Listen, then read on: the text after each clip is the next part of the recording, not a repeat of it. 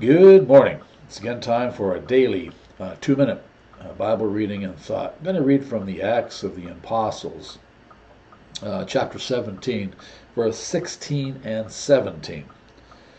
Uh, while Paul was waiting for them in Athens, now Paul was waiting for Timothy and Silas to join together with him, and they would work together in Athens to spread the gospel.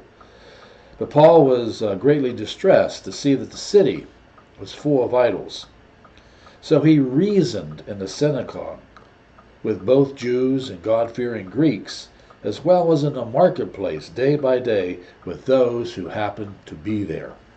May the Lord add a blessing to the word. Paul reasoned with them in the synagogue and in the marketplaces, wherever he could find people. He was trying to bring people together. I don't know if you've seen this commercial on television, but it's one where this family all gathers and they run into their brand new car that they must really love, and they drive out to the country and they feel so safe and everything in this winter weather with this nice new shiny car. But the point is, they're going to get this Christmas tree, and they get out there and you can see them walking through the snow and they're carrying an axe, and they get there and you can see the old axe flying into the tree and chips are flying everywhere. And then the next scene, they're strapping this beautiful Christmas tree onto the roof of the car. Now, that's fine, except they're not strapping the tree that they just cut down. It couldn't be. Not in my opinion. If you look closely at that tree, the cut is perfect.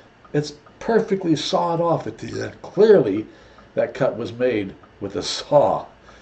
And so you go, okay, so this is, they're not really trying to prove how they cut the tree. They really want you to focus on their car. But my point is, we need to look closely at things that we see. And we need to be able to say, wait a minute, this makes sense, this doesn't make sense. This is correct, this doesn't seem to be correct. And let's find out what is correct. Now, in this example, of course, it doesn't really matter that they changed trees or they took a saw and they cut it off perfectly on the end. But it's a reminder to us that everything isn't always as it seems. And Paul was trying to reach out with the gospel of Christ to people, many people who had absolutely no idea what he was talking about. And he was trying to come together and find common ground and try to reason. How much better it would be if we could come and reason with one another when we are talking about things we hold so much passion in.